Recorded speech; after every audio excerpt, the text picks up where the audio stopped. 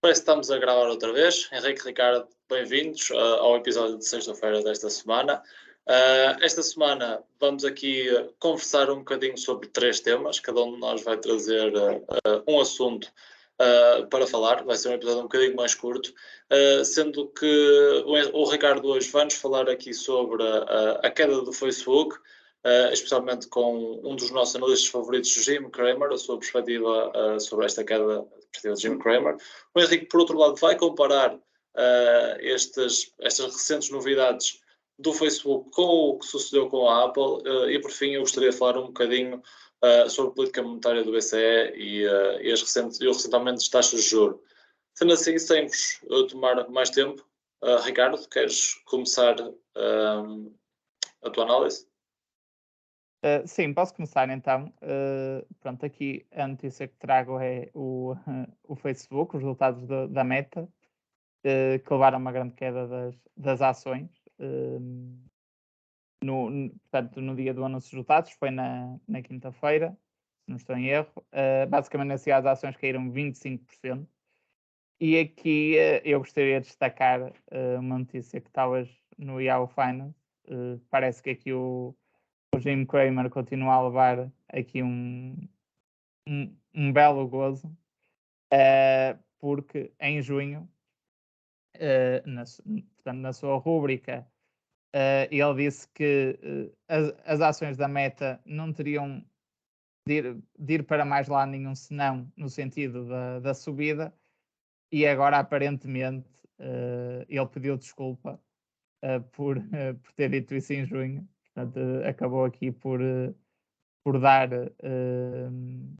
contradizer aquilo que tinha dito em junho. Basicamente, ele diz que em junho tinha dito que confiava cegamente na liderança de Mark Zuckerberg e agora parece que dá o dito por não dito.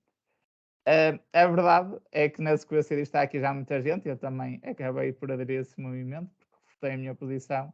Está a dizer agora que o Jim Cramer já diz que afinal a Meta não é assim tão bom investimento e tal. Agora é que é a altura de investir. Talvez, acredito que sim. Espero não estar enganado. A verdade, falando só aqui agora um pouco dos resultados da Meta, há aqui alguns sinais de preocupação, porque na parte portanto, dos Reality Labs, que é a parte do Metaverse, a Meta apresentou aqui resultados decepcionantes, portanto, muita perda de cash, por um lado, e a própria receita acabou por ter uma queda significativa face ao mesmo trimestre do ano anterior.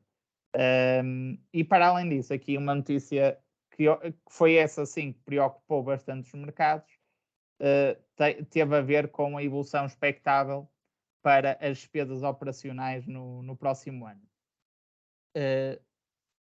Muitas das empresas, como por exemplo a Intel, que também ontem apresentou resultados, anunciou um plano de cortes de custos bastante significativos, envolvendo inclusivamente despedimentos, e o mercado reagiu muito bem a isso. A verdade é que aqui na Meta eles prevêem um aumento, se não estou em erro, superior a 10% nos custos operacionais, o que pronto, acaba por não ser aqui uma boa notícia. Ou seja, há aqui por um lado a preocupação de que o negócio do Metaverse possa de facto não ser bom, porque para já não há aqui uma indicação de que é um negócio que obviamente que não se esperaria que fosse rentável nesta fase, mas pelo menos tivesse aqui uma trajetória de crescimento da receita. Este trimestre os números foram maus e os números para 2023, a expectativa da empresa para 2023 também não são as melhores. Por exemplo, um número que me chamou a atenção e que acho que também alarmou aqui o mercado foi o free cash flow da empresa este trimestre, que foi praticamente nulo, porque de facto foi um trimestre de grandes investimentos, com particular relevo no Metaverse. Basicamente este trimestre o Facebook investiu o equivalente a 19 mil milhões de dólares, que é muito significativo, mesmo numa empresa como o Facebook. E de facto há aqui grandes grandes preocupações também a este nível. Depois também aqui algumas opiniões a dizerem que os produtos de realidade virtual que estão a ser vendidos podem não ser assim de tão boa qualidade. Isto vale o que vale, mas sem dúvida que juntando a isso Realmente, porque depois, essa opinião é de um senhor que foi corrido, não é? exatamente, portanto também não vale assim tanto. E depois, por outro lado, há aqui algo que já se tinha visto nos resultados, por exemplo, da Google, tem a ver com o mercado de publicidade, não é? Que neste momento está com algumas dificuldades, vimos isso com as receitas do YouTube, por exemplo. Aqui no caso do Facebook, houve uma queda da receita face ao mesmo trimestre do ano anterior, que não é normal nesta empresa, mas também há aqui um grande impacto significativo do câmbio, se não fosse a questão cambial, ou seja, a questão da desvalorização de outras moedas que não o dólar, esta queda de 4% não teria ocorrido. Penso que a empresa teria um crescimento de 3%, mesmo assim estamos a falar de um crescimento muito reduzido, por isso, lá está, aquilo que diria é que a juntar esta pressão no mercado publicitário, há aqui a questão do investir no metaverse, que para já o mercado parece não estar a acolher muito bem. Eu pessoalmente vejo o metaverse como se calhar a forma da empresa sobreviver no longo prazo, naquilo que é o seu mercado. Eu acho que o metaverse pode ter grandes aplicações ao nível das redes sociais, acredito, e acho que a empresa, se calhar para sobreviver, no longo prazo tem que fazer este move. Agora, claro que por enquanto é uma área de negócio que está a queimar muito dinheiro, mas também esta questão do mercado publicitário acho que é uma questão conjuntural. Isto no máximo durará 2 anos, quero acreditar, e depois começará a haver uma recuperação. Portanto, isto é um mercado cíclico. E por isso acredito que por aí a empresa possa ter o cash suficiente para continuar a investir, e se eventualmente esta área de negócio não correr tão bem como esperado, acho que o cash que se vai queimar aqui tira valor à empresa, mas acho que não justifica a avaliação atual inferior a $100 por ação. Pronto, e é isso. Temos aqui basicamente uma aposta de alto risco, não é? Se eles conseguirem chegar ali e tomar este mercado e fazer com que com esta nova dominância desta área os transporte para uma situação destacada face aos concorrentes, como por exemplo a Apple conseguiu com o iPhone, acho que o Facebook estará numa excelente posição. E para além disso, não podemos esquecer que tem basicamente um dos melhores balanços do mundo, com um monte de dinheiro lá metido, e isso também tem o seu valor. Contudo, Henrique, falando da Apple e deste paralelismo que eu fiz, tu queres falar um bocadinho sobre os resultados da Apple, que em contraciclo com o Facebook estão a crescer bastante, e queres explorar um pouco esse assunto, por isso força. É verdade. Queria falar um bocadinho dos resultados da Apple. A Apple, que hoje está a subir cerca de 8,25%, uma excelente subida, e se acabar assim, é uma das maiores subidas em algum tempo relevante. A Apple está muito forte. Apesar de não ter atingido as metas de vendas de iPhones, face ao que era previsto, os números são bastante positivos quando comparamos com o resto da indústria. A nível de iPhones, o mercado está a cair 8% e a Apple subiu 9%. A Apple também aumentou as receitas de serviços 5% e aumentou as receitas da gama Mac, de computadores, 25%. Isto também é uma área onde se vê que a Apple está a explorar bastante, ou seja, a Apple, como eu já falei em episódios anteriores, tem um chip agora desenhado por eles mesmos, o M1 e o M2. Estes chips são de grande capacidade e são os melhores chips no mercado neste momento. Eles estão a enfiar estes chips em todo lado. Até saiu agora um novo iPad com este novo chip. São equipamentos muito potentes E a Apple está a lançar novos produtos nestas gamas, o que está a fazer aqui está a fazer um ligeiro crescimento desta área de negócio, que eu acho bastante positivo, porque a Apple agora sempre foi muito forte a nível de iPhones, mas nem sempre havia sempre grandes computadores, sobretudo pelos tipos de Intel serem tão bons. E era isso que a Apple utilizava. Agora a Apple está a capitalizar então na capacidade de ter um chip melhor que os que a Intel consegue dar. Atenção, isto é numa perspectiva mais geral. Há chips da Intel e etc. que claramente podem ser melhores, etc. Isto é uma análise mais específica de cada computador. Ou seja, o que eu estou a falar é numa questão mais geral, ou seja, por uma capacidade de processamento mais rápida sem multiplicar o número de chips por computador. A Apple aqui então contrasta com a queda do Facebook, e o que eu queria trazer aqui é uma coisa que eu ouvi esta semana num podcast e achei bastante interessante, foi comparar o Facebook com a Apple, aqui empresas que odeiam-se, não é? Meio que eu tenho aqui uma relação de amor-ódio.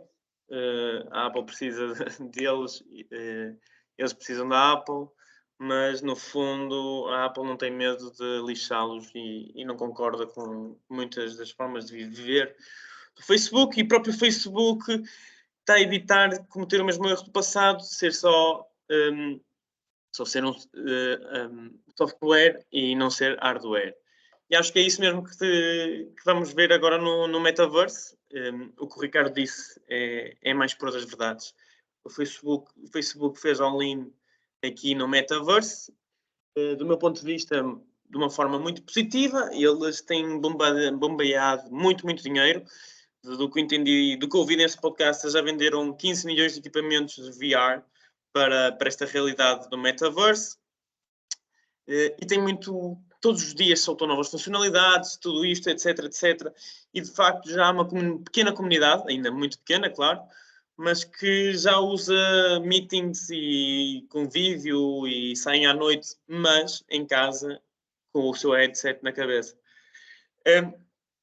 Aqui é uma coisa que pode vir muito a crescer, e concordo completamente com o Ricardo, e imaginem, há muitos livros e muita coisa que compara o Metaverse com a internet. Nunca ninguém consegue neste momento tirar uma expectativa do que realmente vai ser daqui a 10 anos esta indústria, mas há algumas coisas e algumas funcionalidades que já podemos prever, e reuniões, convívios, etc. O Metaverse vai facilitar muito, e esta relação através de um equipamento é isto que o Mark Zuckerberg quer retirar do caminho, ou seja, não usares um equipamento para comunicar, estares imerso num equipamento para comunicar, ou seja, a experiência ser mais direta do que através de um aplicativo, ou seja, do contacto com um equipamento. Estás absorvido dentro do software e dentro desse mundo. E as aplicabilidades são imensas. No entanto, já há muitos anos que se fala dos eyeglasses e o que possa ser a alternativa ainda por parte da Apple. Não se deixem ou seja, não se deixem ver que há o investimento absurdo do Facebook, mostra que o Facebook é que vai ganhar isto. O que eu digo é um excelente investimento, acho eu, essa é a minha opinião, e sobretudo agora, face ao preço que está a ação, esta queda, e há aqui uma parte e uma possibilidade do Facebook ser forte no futuro. No entanto, não podemos deixar de olhar para a Apple, e a Apple eventualmente nunca foi a primeira a chegar a uma indústria, não foi a primeira empresa a lançar um smartphone, não foi a primeira empresa a lançar um computador, não foi a primeira empresa a lançar um tablet. No entanto, tem os melhores equipamentos nas 3 gamas. Dos melhores equipamentos nas 3 gamas, e é um dos principais players nas 3 gamas. Ou seja, o que eu estou a dizer é, a Apple não tem medo e vergonha de ser a segunda, terceira, quarta, quinta empresa a chegar e a divulgar e a soltar um produto no segmento. mas quando o fizer, vai ser um equipamento de extrema qualidade. A Apple também tem feito os seus investimentos no AR. A abordagem da Apple é de um metaverse mais como realidade aumentada, através de não poderes colocar os móveis na tua casa, poderes fazer um planeamento, uma gestão, ou seja, através do teu equipamento da móvel, tablet, poderes criar e jogar com realidade aumentada, e isso de facto é uma alternativa no metaverse. Porque é que eu achei interessante esta análise do podcast que eu ouvi esta semana? Porque são empresas completamente diferentes, no entanto, acho que o que é isso que o mercado está a mostrar hoje e o que falaram lá está muito claro nesta movimentação do mercado neste momento. Claramente o investimento no Facebook é mais arriscado, é uma empresa que teve que fazer um rebranding, mudar o nome, tudo para trazer confiança, porque muita gente saiu do Facebook, deu com a boca na botija, eles são maus, não se preocupam com a sociedade, etc, etc, etc, etc. Tu tens medo de lhe dar a informação, etc, etc. A Apple tem muita mais informação nossa. Tem os nossos cartões de crédito, tem as nossas fotografias, tem tudo a nossa dada de informação, ou seja, mas nós confiamos na Apple. E é isto que às vezes nós não damos valor, mas tem muito valor. E de facto é isso que acontece. Muitas vezes as pessoas confiam na Apple e cegamente seguem aquela compra e têm este amor pela marca. E a própria Apple continua, ou seja, não me interpretem mal, claro que a Apple já falhou no ano passado. Recentemente vi uma coisa muito engraçada, que a Apple já tentou ter uma rede social no início dos anos 2000, falhou redondamente. O que eu estou a dizer é, a Apple falha. Quando falha, tenta esconder isso para não manchar a marca, mas normalmente a Apple tem grandes produtos e grandes serviços e etc, etc. E o Facebook está aqui num momento de rebranding, de remarcação, está aqui com... Nós, há pouco tempo atrás, e estes resultados acho que são um resultado disso, há uns tempos atrás mostramos que a publicidade e o revenue por publicidade nunca teve tão alto. Obviamente teria que cair um bocado, aqui prejudica um bocado o Facebook no curto prazo. A longo prazo, a potencialidade que nós já falamos aqui de monetizar as outras apps e etc, etc, é enorme.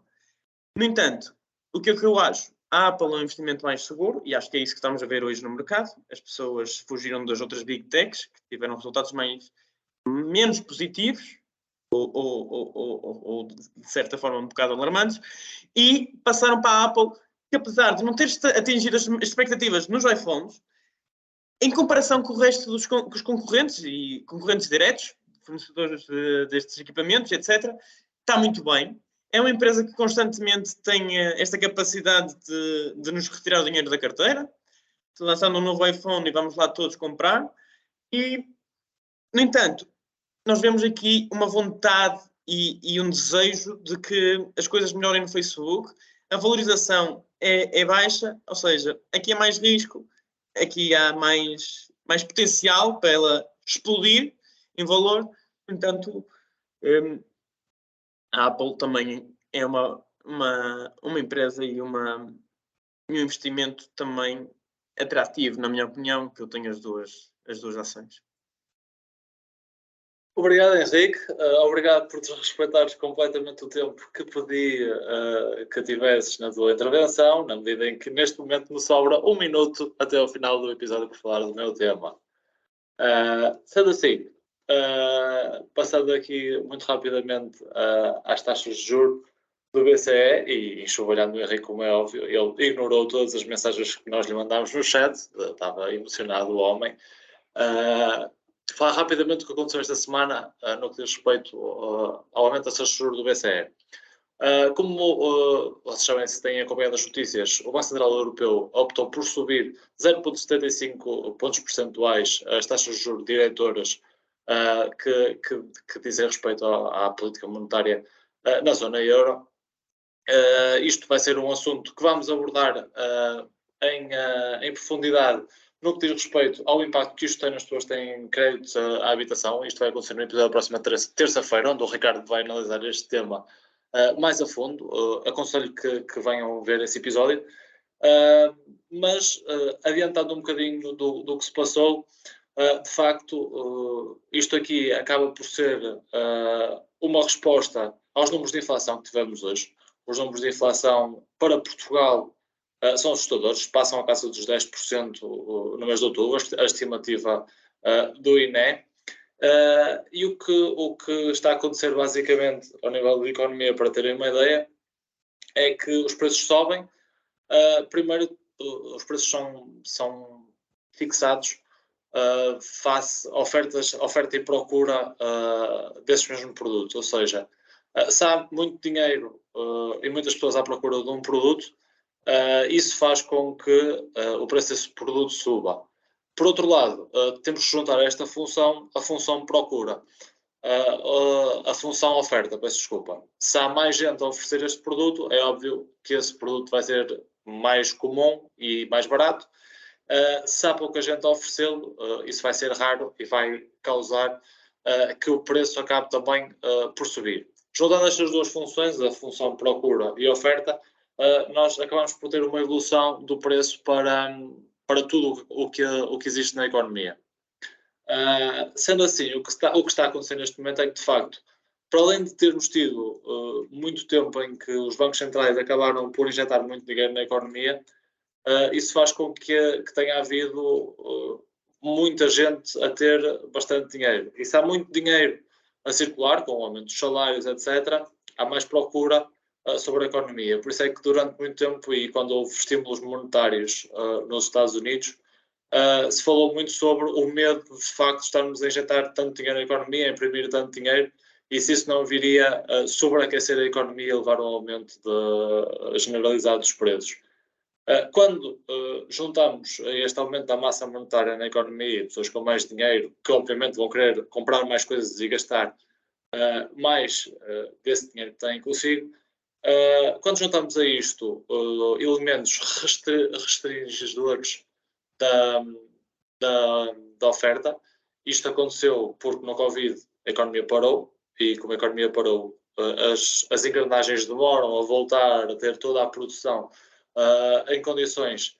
A oferta chega a uma altura em que tem que acalmar, e por outro lado temos restrições ao nível energético por causa do gás da Rússia, por causa de petróleo e também por causa de matérias-primas que vêm da Ucrânia, especialmente cereais. Se temos uma mistura explosiva entre uma procura muito grande alimentada por dinheiro imprimido e uma repressão da oferta, é normal que aqui os preços acabem por subir em flecha, porque é a junção, é a tempestade perfeita para que isso aconteça. Quando isto acontece, o que é que os bancos centrais podem fazer? E é isso que o BCE está a fazer neste momento, e era um bocadinho desta teoria monetária que eu queria trazer aqui. O que acaba por acontecer é que os bancos centrais são obrigados a tentar sugar dinheiro da economia, e normalmente um sobreaquecimento económico só é resolvido com normalmente uma recessão e que retirando dinheiro da economia. E como é que o Banco Central está a tentar fazer isto? Em primeiro lugar, quando subimos os juros diretores, isto tem um impacto automático na vida das pessoas. Em primeiro lugar, porque os créditos ficam mais caros. Na medida em que há normalmente uma taxa variável que afeta os créditos em execução. E se optarmos por créditos em taxas fixas, eles agora vão ser mais caros, ou seja, vai haver menos pessoas com capacidade de gastar dinheiro, ou pelo menos com recurso ao crédito para gastar dinheiro. E as pessoas que já têm crédito vão pagar prestações mais caras e não vão conseguir comprar coisas na economia, e o objetivo do Banco Central Europeu é que isso faça com que a procura das pessoas reduza e sendo assim, reduzindo a procura das pessoas, conseguir segurar os preços. Se isso vai funcionar ou não, sinceramente não sei, porque se conseguimos fazer alguma coisa do lado da procura das pessoas, aumentando as taxas de juros, isso é óbvio que é possível, porque estamos a retirar dinheiro da economia. Se as pessoas têm que pagar mais prestações, não vão ter dinheiro para gastar na economia. Mas, por outro lado, não sei até que ponto, se isso vai ser suficiente para resolver os problemas que existem, acima de tudo, energéticos, do lado da oferta e que vão continuar a pressionar em muitos preços, porque com os preços da energia a subir, o preço das matérias-primas a subir, fruto dos problemas na guerra da Ucrânia e também ainda em alguma parte, embora grande parte disso já seja ultrapassado, dos problemas de cadeias de abastecimento que houve. Hoje em dia, acima de tudo, estamos com problemas energéticos e alimentares vindos da guerra da Ucrânia. A política monetária não resolve isso, não vai resolver isso. Isso só se vai resolver com a normalização do mundo ou com outras formas de termos energia e produtos, mas isso demora tempo e não é uma coisa que aconteça de um dia para o outro. E era um bocadinho esta reflexão que eu queria deixar aqui, falar um bocadinho de teoria económica, acho que é importante também para discutirmos isto e percebermos porque é que os aumentos das taxas de juros dos bancos centrais são feitas e porque é que temos inflação. Acho que é uma discussão importante e se tiverem perguntas, terei todo o gosto em responder também em conjunto com os colegas nos comentários. Eu tenho uma pergunta para ti, António. Desde já, parabéns por essa revisão. E já que perdemos o Ricardo, temos aqui um tempo, se calhar, para desenvolver um bocadinho mais isto, se tu tiveres também. Acho muito engraçado o que tu disseste, a tua análise, e é muito elucidativa e vai de encontro ao episódio anterior, porque é que correu mal o que a Liz Truss fez em Inglaterra, nesta conjuntura atual económica. A quem não viu o episódio da última terça-feira, recomendo fortemente.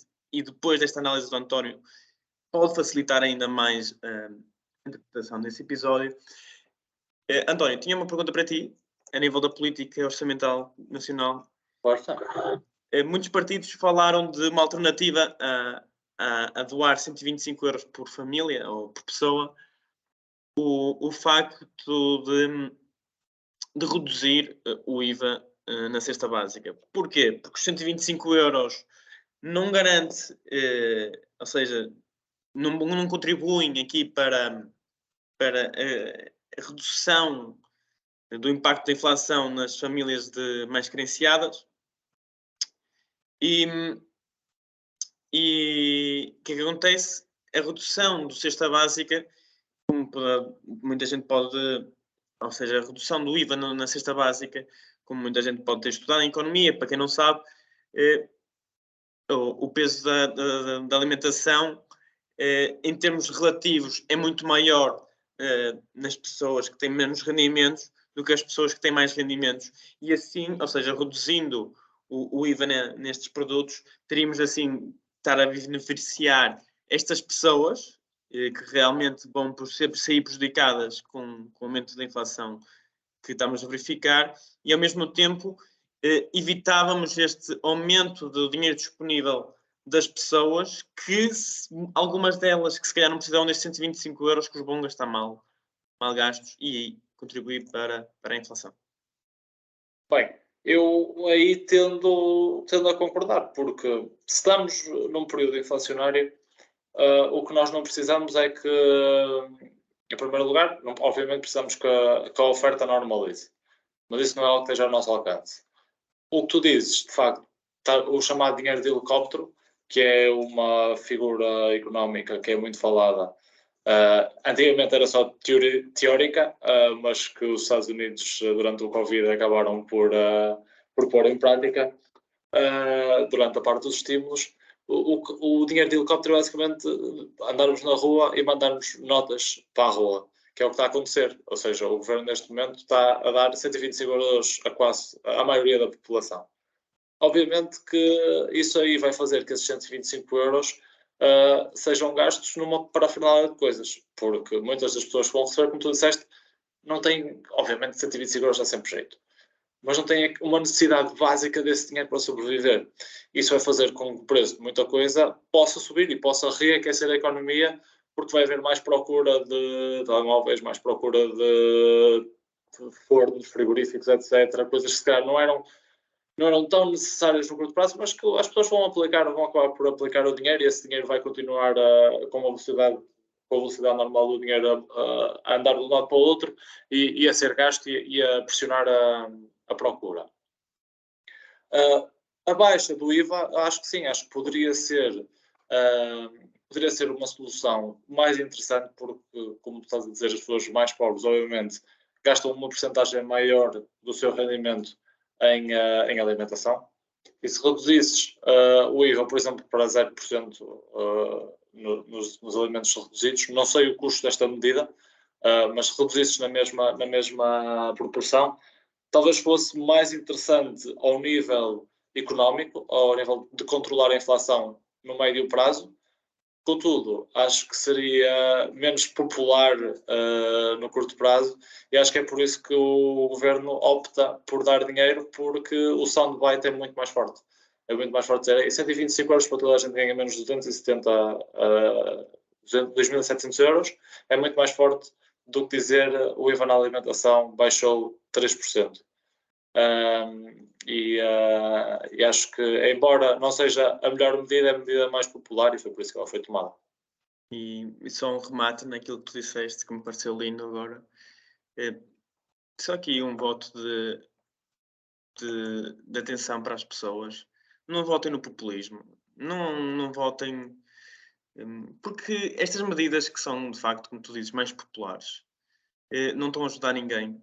É a mesma coisa que, em vez de reduzir o imposto sobre os combustíveis, vamos dar aqui o e-voucher, ou em vez de dar um apoio direto aos restaurantes, vamos fazer aqui um desconto, cartão cliente da autoridade tributária, para aqui quem for consumir estas coisas. Não se deixem enganar por medidas que são fogo de vista. Parecem bonitas, no entanto, há alternativas aqui que... Ou seja, aqui só estamos a aumentar a burocracia, estamos aqui a gerar certos problemas, e o mesmo acontece também, acho que é uma medida popular, dizer aos pensionistas, olhem, para o ano vamos prejudicá-los na pensão, mas olhem, agora em outubro podem ir buscar uma parte desse dinheiro. E acho que é isso que temos que estar atentos. E pronto, é isso. Não se deixem conformar com medidas populistas. Sim, acho que é uma boa mensagem para terminarmos o programa, que já está a alongar um bocadinho. O nosso Ricardo foi cortar o cabelo, ele estava atrasado, e como o Henrique e eu também acabei por me esticar um bocadinho, ele teve que sair. Mas em nome dos três, desejo uma ótima semana a todos. Terça-feira voltamos então com a análise do Ricardo à subida das taxas de juros nos créditos de habitação. Acho que vai ser um episódio importante para todos vocês que tenham neste momento crédito de habitação ou estejam a pensar fazê-lo no futuro. Pedia só também que nos seguissem nas redes sociais, também nas plataformas de streaming. Uma revisão também seria ótimo da vossa parte, e até que nos encontremos de novo, que o mercado esteja convosco.